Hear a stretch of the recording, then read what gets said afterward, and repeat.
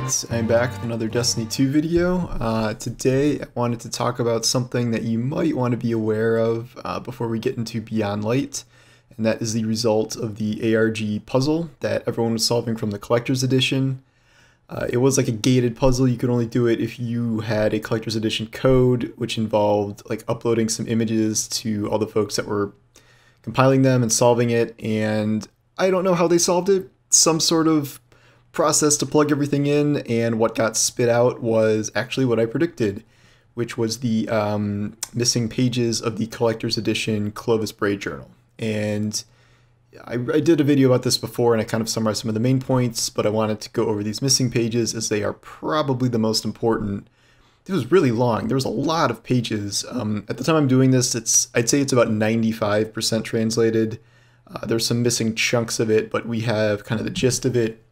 And a lot of revelations. I don't consider this spoilers per se, because this is the journal is something Bungie put out ahead of Beyond Light. They obviously want people to read it.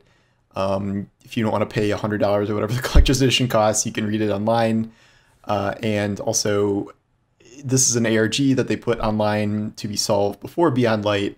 So I think this is information they kind of want you to have going into Beyond Light, and specifically the raid and the Deep Stone Crypt, because it seems like whatever's going on with Savathun, not Savathun, well, I guess kind of Savathun, but Aramis and the Darkness and Stasis and all that stuff, that seems kind of somewhat separate from what's going on in the Deep Stone Crypt for the raid.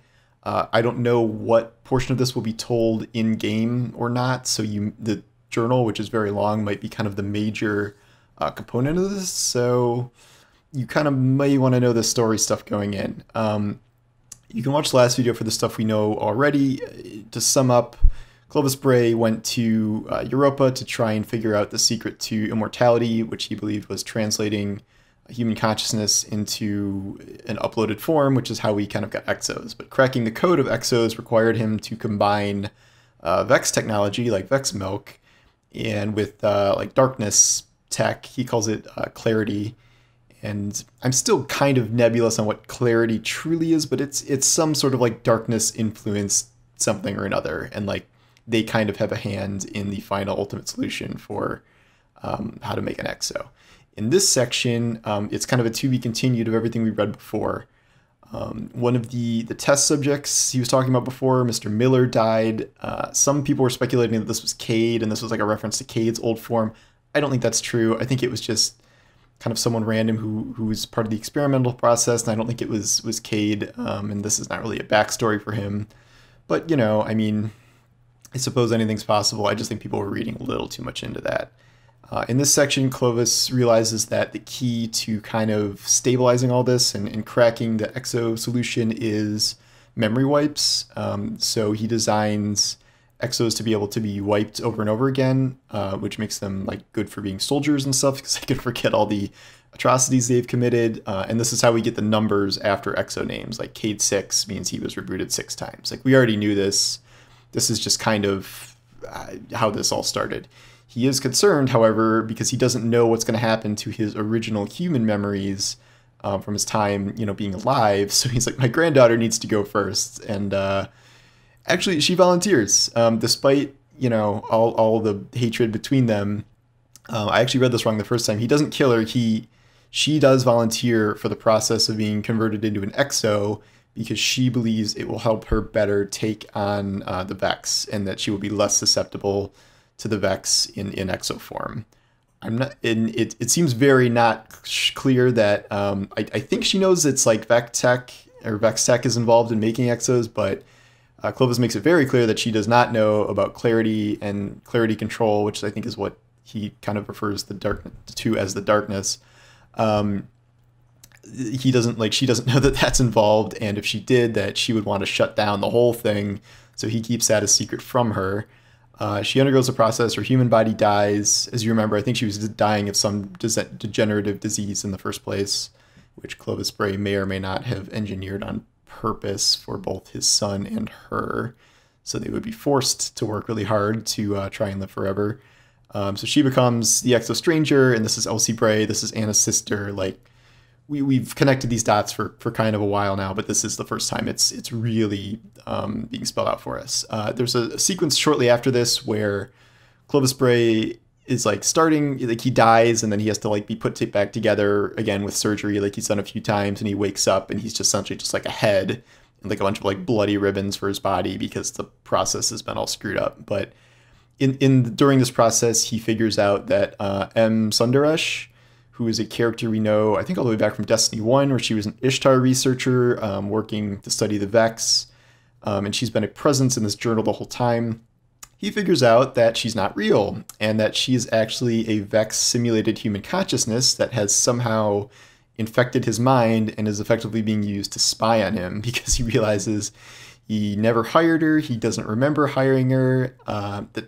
The timelines of like M. Sundaresh being in Ishtar and like working in the facility on, I think it's Titan, like it doesn't really add up. So I was always kind of confused about her presence, but now this makes a lot more sense because she wasn't even real at all. So that was kind of cool to see. Clovis thinks that he will be able to escape M. Sundaresh if he's able to get out of his body and get himself into a new exobody. And that's kind of where this ends. Clovis says he's going to have one copy of himself in an exobody and leave another copy of himself in the Deep Stone Crypt. And he's also going to take a copy of Elsie Bray, a copy back before she turned against him and hated him, to kind of keep with him for all eternity. All of this is leading to the conclusion that a lot of people are drawing that Clovis Bray is going to be the raid boss of the Deep Stone Crypt. It makes the most sense. I don't know why we would have gotten this like 100-page journal about how evil and megalomaniacal Clovis Bray is if that wasn't the case. I don't imagine he's just going to be like some 6-foot-tall exo. I'm sure he's going to be like, you know, a head plugged into some giant mechanical monstrosity full of Vex tech and darkness tech, and it'll be a nightmare. Could see a different version of Elsie Bray there, if there's like a good version and a bad version of her, like one that we know and then one that Clovis has kept to himself and like corrupted in some way. There's just a lot of clues that he's going to be the raid boss in some form or another.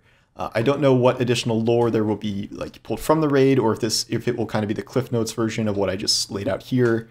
I know 98% of people are going to miss all this lore, but like it is genuinely one of the most interesting things I've ever seen written for Destiny lore. And I know like everyone wants this stuff to be told in the game, but like this is almost a book. It's like 20,000 words of lore, this whole story, this whole journal, and like that's something you literally couldn't even put in the game, even if you were, you know, you can't cutscene animate, you know, an entire book worth of stuff. So I do think this is worth reading. I'll try and put some links in the description for where you can actually read this stuff, both the first part and the new part. I gotta go find where those are, but I really enjoyed this whole process. The journal itself was great. This puzzle to find out what's going on in the ripped out pages has been great, and it's a fantastic conclusion. I think there's one giant section left at the end that I did not see decrypted yet, so I don't know if there's some last final surprise in there, but I mean, there's a lot to go through. So I think you should check it out, and if not, hopefully the summary was helpful, and maybe you'll find out some of it in game. And I apologize if you can hear my dog chewing on a bone over there. I do not know what my mic picks up, but thanks for joining me, and I appreciate you checking this out. And I will be, I don't know what's going to happen with Beyond Light and next gen launch week. I'm going to try and make videos. I'm obviously going to keep writing. It's going to be crazy, but yep, join me then, and I will see you in a bit. Thanks.